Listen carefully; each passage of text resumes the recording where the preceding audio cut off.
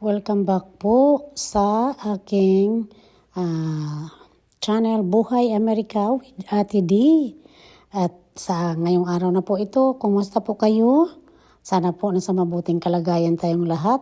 At ako dito po ay magluluto ngayon. Dinding po para sa hapunan. Ayan, ang mga hinarvest ko po yan sa garden ko na mga gulay. Patula, upo, tapos nilagyan ko din po ng kalabasa, hipon at kunting malunggay po.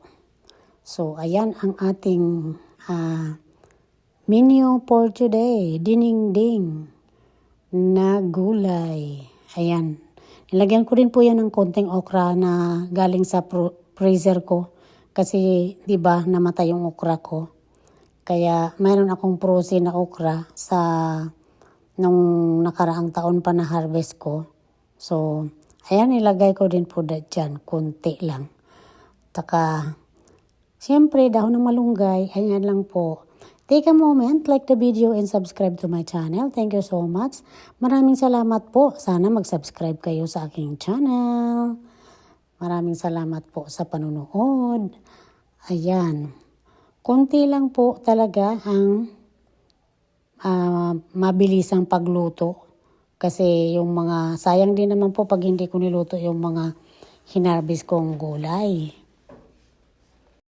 Kaya naman po ay minamadali ko talaga siyang lutuin para mapakinabangan naman natin. Kasi sayang yung mga na mamamatay lang dahil sa lamig. Ayan, dinadagdagan ko rin po ng asin ngayon kasi parang hindi pa masyado tumpak sa aking panglasa. Ayan, tikman natin kung malambot na ba ang upo. Ang upo kasi madali lang din naman Pagkakulo niyan, luto na. Kaya, ayan. So, napakatamis po ng upo dahil nga bagong pitas. Bagong pitas po siya. Ayan, naku, napakasarap po. Maraming salamat po sa panunood. Sana nag-enjoy kayo sa araw na ito ng aking short video lang po ito.